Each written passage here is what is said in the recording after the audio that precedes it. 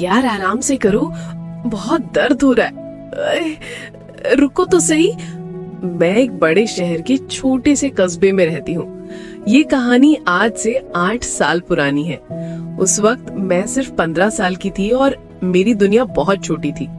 हम 3 लोगों की एक सादी सी फैमिली थी। मेरे अब्बू असलम दूसरे शहर में मुलाजमत करते थे और मैं अपनी अम्मी नुसरत के साथ कस्बे में रहती थी। ये वाकया तब पेश आया जब हमारे करीबी रिश्तेदार इमरान की शादी दूसरे शहर में तय हुई। शादी की तैयारियां अपने उरूज पर थीं और गर्मियों के दिन थे। अब्बू पहले ही दूसरे शहर जा चुके थे। अम्मी और मैं बाद में जाने वाले थे। अम्मी को नए कपड़े सिलवाने थे। उन्होंने बाजार की हुजूम से बचने के लिए हमारे मोहल्ले के दर्जी कासिम को बुला लिया। वो दर्जी सिर्फ औरतों के कपड़े सिलता था और अपने काम में बहुत माहिर था। उसकी सबसे खास बात ये थी कि वो हमेशा साफ सुथरे कपड़े पहनता, सर पर टोपी रखता और हल्की सी दाढ़ी रखता था।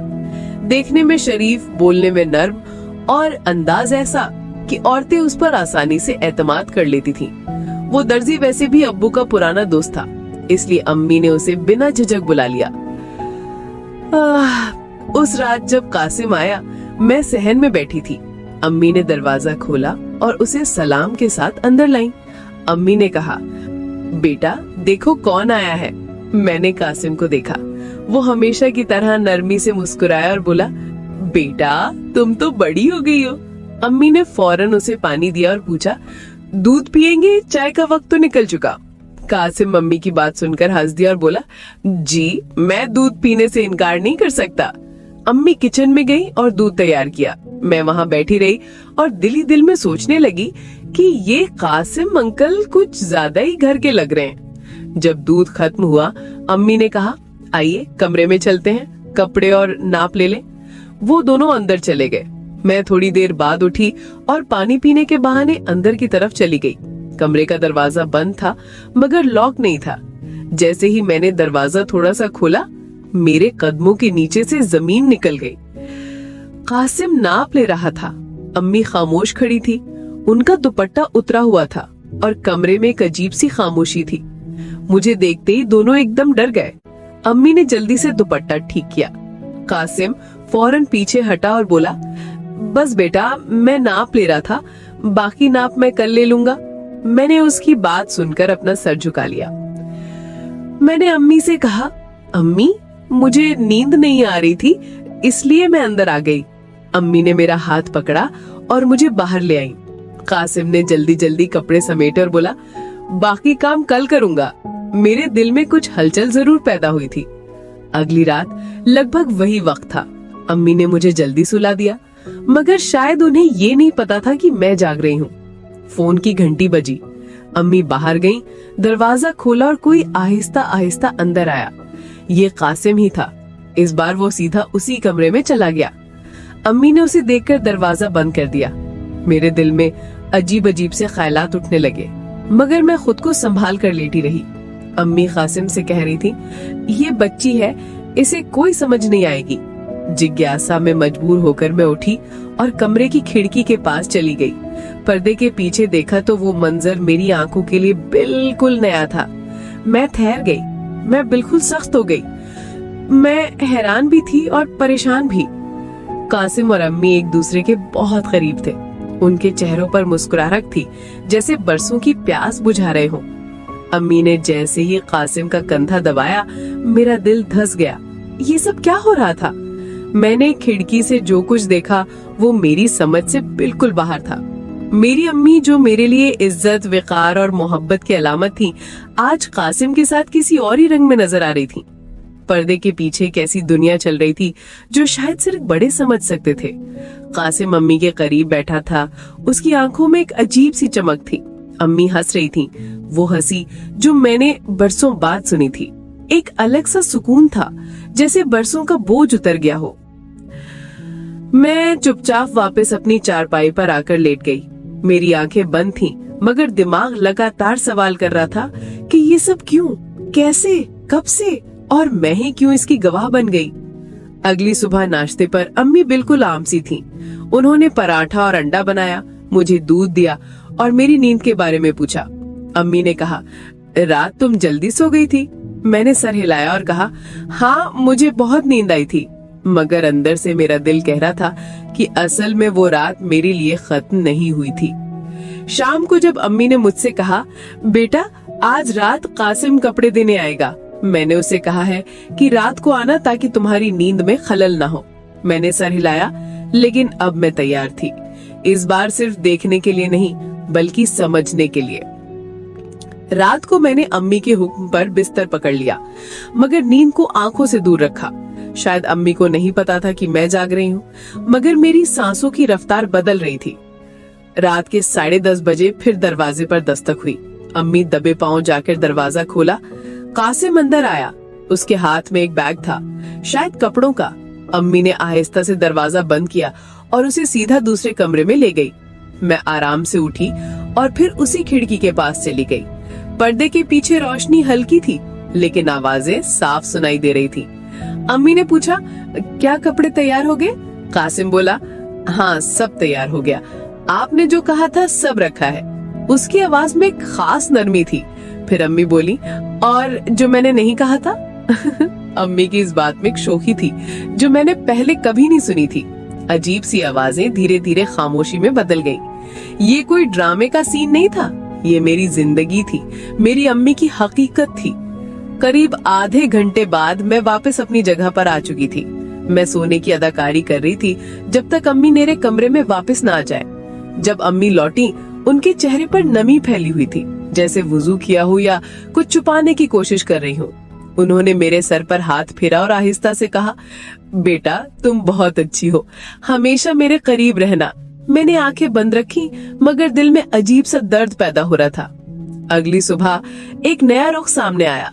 कासिम अब रोज आने लगा, कभी दोपहर को, कभी शाम को, कभी अम्मी के कहने पर घर में उनकी मदद बढ़ने लगी। मोहल्ले में लोगों ने सवाल उठाना शुरू कर दिया। औरतें अम्मी से पूछती, ये दर्जी आपके घर रोज क्यों आता है, कोई खास काम है?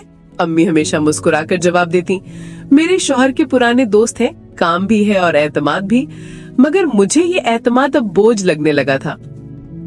एक दिन दोपहर को मैं स्कूल से जल्दी वापस आ गई। गर्मी बहुत ज्यादा थी और मेरी तबीयत कुछ बोझिली हो रही थी। मैंने दरवाजा खोला तो अंदर से हल्की सी हंसी की आवाज सुनाई दी। मैं आहिस्ता कदमों से सहन से गुजरी और किचन के पास वाले कमरे में झांका। कासिम और अम्मी दोनों मौजूद थे। कासिम ने अम्मी को कुछ पकड़ाया हुआ था, शायद कोई नई चीज थी। अम्मी ने उसके हाथ पर हाथ रखा और बोली, आप तो मेरी पसंद को समझ गए। मैं वहीं खड़ी रही, न अंदर जा सकी न वापस मुड़ सकी। उसी शाम अम्मी ने मुझसे कहा, बेटा तुम जल्दी बड़ी हो गई हो, ये दुनिया बहुत जालिम है। मैंने उनकी बात का कोई जवाब नहीं दिया, लेकिन मेरी आंखों में जो सवाल थे शायद वो भी समझ रही थी। अब कासिम हमारे घर का हिस्सा बन चुका था, बिना किसी नाम के, बिना किसी रिश्ते के। रातें फिर वैसी ही होने लगी। पर्दे के पीछे कहानी चलती रही और मैं गवाह बनती रही, मगर बिल्कुल खामोश। फिर एक दिन कुछ नया हुआ। कासिम ने अम्मी से कहा, अब कपड़ों के साथ साथ कुछ और सिलाई का काम भी हो जाए। अम्मी ने हंसकर कहा, तुम तो हद करते हो। मगर उनके चेहरे पर नाखुशी नहीं थी, बल्कि एक खास किस्म की तसल्ली थी जो उस दिन से लेकर आज तक मेरे जहन में महफूज है। अम्मी और कासिम के दरमियान जो भी ताल्लुक था वो रोजमर्रा की जिंदगी में बहने लगा था। मैं चुप थी, लेकिन बेखबर नहीं थी। अब वो दिन चले गए थे जब कासिम सिर्फ नाप लेने आता था। अब उसके हाथों में सिर्फ फीता नहीं होता था, बल्कि उसकी नजरें कुछ और तलाश कर रही थी। अम्मी के चेहरे पर भी वही सुकून था जो मैंने पहले सिर्फ पुरानी फिल्मों में देखा था। एक रात कासिम फिर आया। अब वो रोज आने लगा था, लेकिन रात को उसका आना किसी तयशुदा मुलाकात जैसा होता था। अम्मी ने मुझसे कहा, बेटा जल्दी सो जाओ, कल तुम्हें स्कूल भी जाना है। मैं बिस्तर पर लेट चुकी थी, लेकिन आंख बंद नहीं कर सकी। रात के 10 बजे दरवाजा खुला और वही हल्की सी दस्तक, जैसे बरसों की पहचान हो। आवाजें खत्म हुई और घर में खामोशी शुरू हो गई। इस बार ना मैं चारपाई से उठी न खिड़की तक गई। मैं बस अपनी जगह लेटी रही। दिल में वही सवाल था कि ये जो हो रहा है क्या ये अब मामूल बन चुका है। खैर सुबह अम्मी बहुत खुश लग रही थी।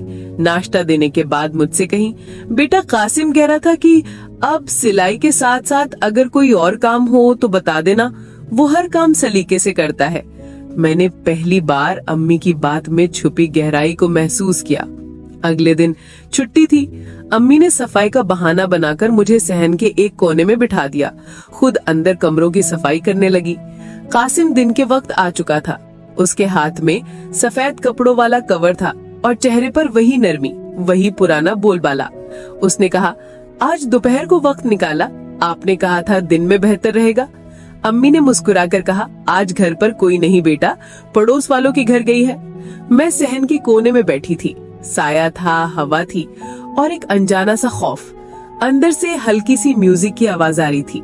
रेडियो बंद हुआ और फिर कमरे में खामोशी होने लगी। उसके बाद सरगोशियां गूंजने लगी, अम्मी की हंसी, कासिम की आहिस्ता बातें और कभी कभी चारपाई की हल्की सी आवाज। मैं ये सब सुन रही थी। मेरे दिल की धड़कन बहुत तेज थी। कुछ देर बाद कासिम बाहर आया। जाते हुए मुझसे कहा, बेटा तुम्हारी पढ़ाई कैसी जा रही है? मैंने सर झुकाकर कहा, जी अल्लाह का शुक्र है। वो चला गया। मैं अम्मी के पास चली आई। अम्मी अपने दुपट्टे के पल्लू से पसीना साफ कर रही थी। चेहरे पर अजीब सी थकान थी, मगर होठों पर मुस्कुराहट। अम्मी बोली, बेटा बाहर ज्यादा न बैठा करो, बाहर बहुत गर्मी है। मैंने आंखों में आंखें डालकर पूछा, अम्मी आप कासिम को रोज क्यों बुलाती हैं? मेरी बात सुनकर वो एकदम कांप कर रह गई, लेकिन फिर संभल कर बोली, बेटा जिंदगी में कुछ फैसले ऐसे होते हैं जो तुम अभी नहीं समझ सकती। अब कासिम के आने के दिन और वक्त मुकर्रर हो चुके थे। अम्मी ने अपनी दुनिया में शामिल कर लिया था, जैसे वो किसी रस्म के बगैर उनकी शरीके हयात बन गया हो। एक रात ऐसा हुआ जो मैं कभी सोच भी नहीं सकती थी। रात का वक्त था, कमरे में हल्की लाइट थी। कासिम और अम्मी अंदर मौजूद थे और मैं खिड़की के पर्दे के पीछे। इस बार अम्मी ने कासिम के कान में कुछ कहा। वो हंसने लगा और बोला, इतनी खुशबू डाली है कि कपड़ों पर महक। तो दोस्तों, ये कहानी आपको कैसी लगी? इस कहानी के पार्ट 2 के लिए कमेंट में पार्ट 2 लिखें और हमारे चैनल हानिया वॉइस को सब्सक्राइब करें। शुक्रिया।